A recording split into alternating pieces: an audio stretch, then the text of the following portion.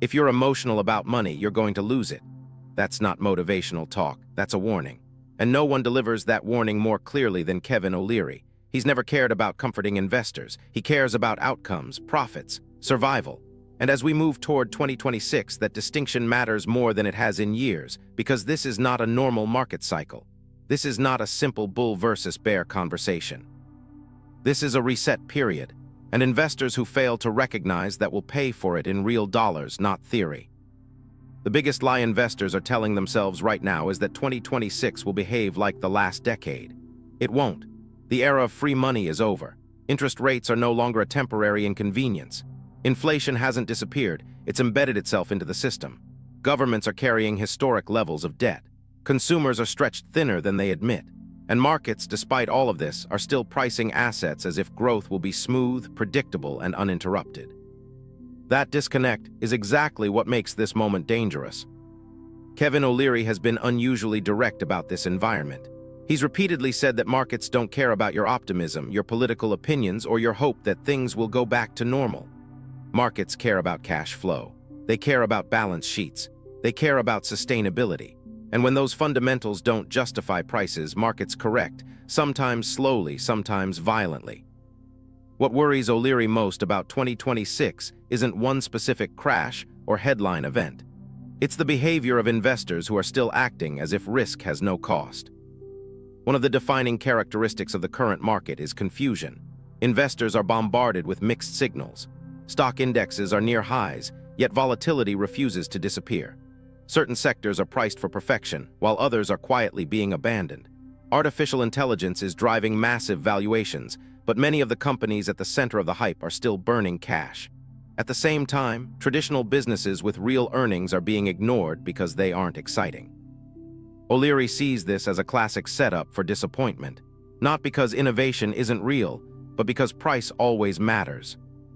Another issue heading into 2026 is investor fatigue. After years of whiplash, pandemics, rate hikes, geopolitical tension, and non-stop media panic, people are tired. And tired investors make sloppy decisions. They chase what's already gone up. They sell what temporarily goes down. They react instead of plan. O'Leary has said many times that most people don't fail because they lack intelligence. They fail because they lack discipline. And discipline is hardest to maintain in markets like this one. There's also a psychological trap forming that O'Leary openly criticizes: the belief that participation is mandatory. Investors feel like they must always be doing something. Buying, selling, adjusting, trading, responding to news, but activity is not the same as progress. In fact, excessive activity is often a sign of fear masquerading as control. O'Leary's philosophy going into 2026 is built around the opposite idea: fewer decisions, better decisions, clear rules, and zero tolerance for emotional trades. Another major theme he emphasizes is the growing gap between speculation and investing. Many people say they're investors, but they behave like speculators. They buy assets they don't understand. They ignore cash flow. They justify losses with stories instead of numbers. They confuse narratives with fundamentals. O'Leary is ruthless about this distinction. If an asset doesn't produce cash, he doesn't care how exciting it sounds. If a business can't survive higher rates, tighter credit, and slower growth, it doesn't belong in a serious portfolio for 2026. What makes 2026 particularly unforgiving is that mistakes will compound faster. In low-rate environments, bad decisions were often masked by rising asset prices. Weak companies survived on cheap debt. Overvalued stocks kept climbing because liquidity had nowhere else to go. That safety net is gone. Capital now has alternatives. Cash earns yield. Bonds compete with equities. Risk is being priced again. And when risk is priced correctly, only quality survives. O'Leary also warns about the emotional weight of headlines. Every day brings a new reason to panic or celebrate. Markets swing on tweets, data releases, and speculation. But reacting to noise is how wealth is destroyed. He's clear that successful investors heading into 2026 will not be the loudest or the fastest. They'll be the calmest. The ones who understand that volatility is not an enemy, it's a filter. It removes weak hands and rewards those who prepared in advance. At the center of O'Leary's thinking is one foundational rule that defines everything else. Cash flow is oxygen. Businesses that generate reliable cash can survive uncertainty. Investors who receive income can stay patient. Portfolios built on income are harder to shake. This is why O'Leary talks so much about dividends, pricing power, and sustainable earnings, not because they're boring, but because boring is often profitable. So Part 1 sets the stage. 2026 is not about predicting crashes or chasing the next breakout stock. It's about understanding the environment you're actually in, not the one you wish existed. It's about recognizing that markets are entering a phase where discipline matters more than optimism, where fundamentals matter more than stories, and where emotional investors will subsidize the returns of rational ones.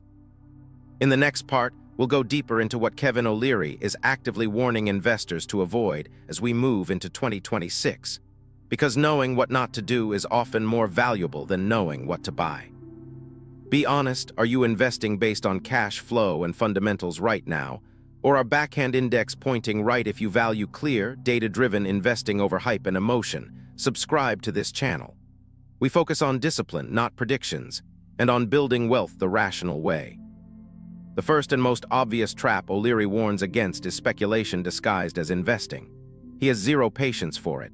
Buying something just because it's moving up is not a strategy. It's momentum gambling. And while speculation can work in short bursts, it collapses under pressure. In an environment where capital is no longer free and volatility is persistent, speculation doesn't slowly bleed, it snaps. O'Leary has been clear that if you can't explain how an asset makes money in plain language, you shouldn't own it. Complexity is not intelligence. It's often a red flag. One of the biggest sources of speculation heading into 2026 is leverage. Borrowed money magnifies everything: gains, losses, fear, and regret. During easy money periods, leverage felt harmless. Margin balances rose. Options trading exploded. Risk was treated like a game, but leverage doesn't care about confidence. When markets pull back, leverage turns small mistakes into forced liquidations. O'Leary has repeatedly said that debt is acceptable for building businesses but toxic for investing. Because markets don't give warnings before they punish leverage. They just do it. Another behavior O'Leary strongly cautions against is chasing unprofitable growth. Revenue growth without profit is a story, not a business. In the last decade, investors were trained to ignore earnings in favor of future potential. That worked when money was cheap. It does not work when capital demands returns. In 2026, companies that can't self-fund will be at the mercy of markets that no longer forgive losses. O'Leary doesn't care how revolutionary a company claims to be. If it can't generate cash, it's vulnerable. He also warns about concentration driven by hype rather than intention. Many portfolios today are accidentally concentrated. Investors think they're diversified because they own multiple stocks or ETFs. But when you look closer, most of that exposure is tied to the same themes, the same sectors, and the same macro assumptions. When those assumptions break, everything falls together. O'Leary believes diversification should be deliberate, not accidental. Owning 10 assets that all depend on the same trend is not diversification. It's just confidence wearing a disguise. One of the most subtle dangers heading into 2026 is emotional attachment to narratives. Investors fall in love with stories. They defend positions not because the numbers support them, but because selling feels like admitting failure. O'Leary has said many times that markets don't reward loyalty. They reward discipline. A stock does not know you own it. It does not care why you bought it, and it will not protect your ego when conditions change. Emotional attachment is one of the fastest ways to turn a manageable loss into a permanent one. Another area he frequently criticizes is excessive trading. Many investors believe activity equals sophistication, checking portfolios constantly, reacting to every data release, making frequent adjustments. In reality, most of this behavior erodes returns. Trading costs, taxes, timing errors, and emotional decisions compound quietly. O'Leary has said that the market transfers money from the impatient to the patient. And the more chaotic the environment, the more expensive impatience becomes. O'Leary also warns against confusing intelligence with complexity. In uncertain markets, people gravitate toward complicated strategies because they feel protective. Derivatives, exotic structures, layered bets, but complexity doesn't eliminate risk, it hides it. Simple, understandable investments with clear cash flow are easier to manage under stress. When markets move fast, clarity becomes a competitive advantage. Investors who don't fully understand their positions panic faster and recover slower. There's also a warning specific to retail investors that O'Leary has emphasized repeatedly: overconfidence during partial success. Many investors made money during recent rallies and assumed skill where luck played a role. That confidence encourages bigger bets, less margin of safety, and more risk-taking. The market has a way of correcting that behavior harshly. O'Leary believes humility is one of the most underrated investing traits. Assuming you can be wrong is how you stay solvent. Another mistake is treating volatility as something to defeat rather than manage. Investors want smooth returns. Markets don't offer them. O'Leary doesn't try to eliminate volatility. He plans for it. He structures portfolios so that volatility doesn't force bad decisions. Investors who panicked during drawdowns often didn't lose because the asset was bad. They lost because they weren't prepared for normal market behavior. In 2026, unprepared investors will be exposed quickly. Finally, O'Leary warns against ignoring opportunity cost. Holding low-quality assets ties up capital that could be working elsewhere. In a world where cash earns yield and quality income-producing assets exist, holding speculative positions becomes more expensive. Doing nothing is sometimes smarter than doing something poorly. And selling a bad investment is not failure, it's discipline. The common thread through all of these warnings is control. Control over risk, control over behavior, control over expectations. O'Leary doesn't believe investors fail because markets are unfair. He believes they fail because they ignore rules when emotions take over. And 2026 will reward investors who understand that restraint is not weakness, it's strategy. Now that we've covered what Kevin O'Leary believes investors must avoid, the next question becomes obvious. If speculation is dangerous, leverage is toxic, and hype is unreliable, where does he actually put his money when markets are uncertain? After stripping away speculation, leverage, and hype, the question every serious investor asks is simple. Where does the money actually go? According to Kevin O'Leary, the answer hasn't changed, even though the market has. He doesn't chase excitement. He doesn't chase headlines. He allocates capital to assets that pay him to wait. And in 2026, that principle matters more than ever. At the center of O'Leary's strategy is one non-negotiable rule. Cash flow is king, not projected growth, not future dominance, not potential disruption. Cash. Businesses that generate consistent, predictable income give investors something priceless in volatile markets: control. When you receive income, you're not forced to sell during downturns. You're not dependent on perfect timing. You can remain rational while others panic. That income acts as both financial and psychological insulation. This is why O'Leary places such a strong emphasis on dividend-paying companies heading into 2026. Dividends change the entire dynamic of investing. Instead of relying solely on price appreciation, investors are rewarded simply for owning the asset. That steady stream of income compounds over time and reduces emotional pressure during drawdowns. O'Leary has said repeatedly that dividends turn volatility from an enemy into a tool. When prices drop, dividends can be reinvested at better valuations, quietly accelerating long-term returns. Types of companies he favors share common characteristics. They operate in essential sectors. They have pricing power. They generate free cash flow. And they can survive economic slowdowns without begging capital markets for funding. Utilities, infrastructure, financial institutions with disciplined lending practices, and select energy companies consistently appear in his thinking, not because they're exciting, but because they're resilient. These are businesses people rely on regardless of economic mood. Energy, in particular, plays a strategic role in O'Leary's outlook for 2026. Not as a speculative bet, but as a cash-generating engine. Energy companies that pay dividends and manage capital responsibly offer something rare: income combined with inflation protection. Energy prices fluctuate, but demand never disappears. O'Leary sees energy as a bridge between stability and real-world necessity, especially in a fragmented global economy where supply chains remain fragile. Another pillar of his approach is diversification by income source, not just by ticker symbol. O'Leary isn't interested in owning dozens of assets that all respond the same way to market stress. He wants different streams of cash coming from different economic drivers. Dividends, interest, royalties, business income. This layered structure reduces dependence on any single outcome. If one area struggles, another continues producing. That balance is what allows investors to stay invested through uncertainty. Gold and alternative assets also play a role, but not the way many people expect. O'Leary doesn't treat gold as a get-rich asset. He treats it as insurance, a small allocation designed to protect purchasing power during extreme scenarios. He's clear that gold doesn't generate cash, which limits its size in a portfolio. But as a hedge against currency instability and systemic risk, it serves a purpose. The key is proportion. Insurance works best when it doesn't dominate the portfolio. Position sizing is another area where O'Leary's discipline shows clearly. No single investment is allowed to threaten the entire portfolio. Even high-conviction ideas are sized conservatively. This isn't about lack of confidence, it's about survival. O'Leary thinks in probabilities, not certainties. He assumes he can be wrong. That assumption shapes how much risk he takes.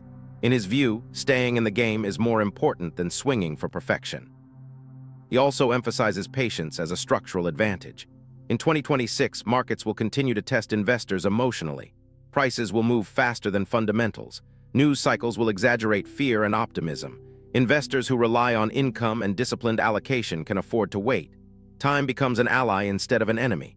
This patience is not passive, it's strategic.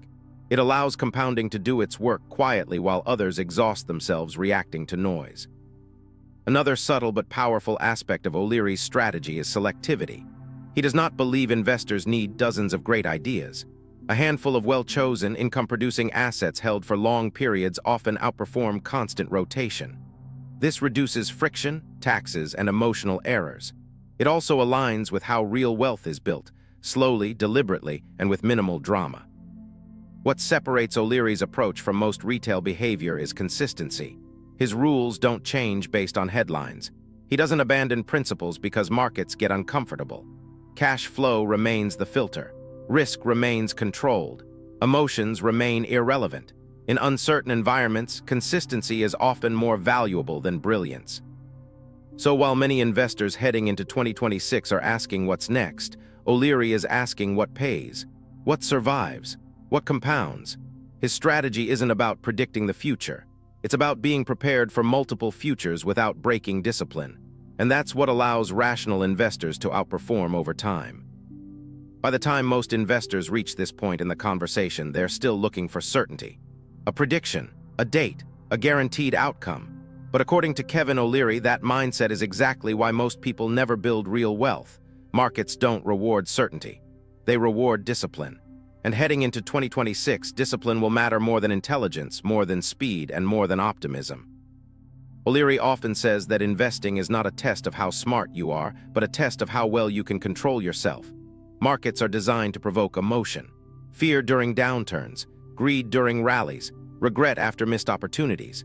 The investor who reacts emotionally is predictable, and predictability is expensive. The investor who operates by rules instead of feelings survives long enough to compound. One of the most important mindset shifts O'Leary emphasizes is accepting volatility as normal. Many investors treat volatility like a signal that something is broken. In reality, volatility is simply the price of admission. Markets fluctuate because information changes, expectations shift, and human behavior is unstable. Trying to eliminate volatility often leads investors to make worse decisions, selling at lows, chasing stability at inflated prices, or hiding in assets that don't grow. O'Leary doesn't try to eliminate volatility. He designs portfolios that can tolerate it. That tolerance comes from structure, cash flow, diversification by income source, conservative position sizing.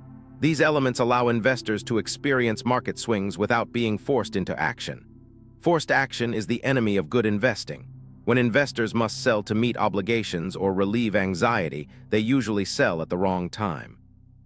O'Leary believes that the best portfolios are the ones that let investors sleep at night, not because risk is gone, but because risk is understood and controlled. Another mindset principle O'Leary returns to repeatedly is doing less. In a world that glorifies hustle and constant optimization, this idea feels counterintuitive. But excessive activity is often a symptom of insecurity. Checking prices constantly, tweaking allocations weekly, reacting to every headline, all of this creates the illusion of control while quietly reducing returns. Taxes increase, mistakes compound, emotional decisions multiply. O'Leary has said that one of the most powerful advantages an investor can have is inactivity, after making a good decision. Time is the ultimate multiplier in O'Leary's framework. Not timing, time. Compounding doesn't need brilliance, it needs patience. Missing a handful of strong years because of fear or overreaction can permanently damage long-term results. This is why O'Leary doesn't obsess over short-term forecasts. He focuses on survivability. If your portfolio can survive bad years, it can benefit from good ones. And historically, markets reward those who stay invested with discipline, far more than those who try to outsmart every cycle. Rules play a central role in this mindset. O'Leary doesn't rely on gut feelings. He relies on systems. Rules protect investors from themselves. They remove emotion from decision-making. They enforce consistency.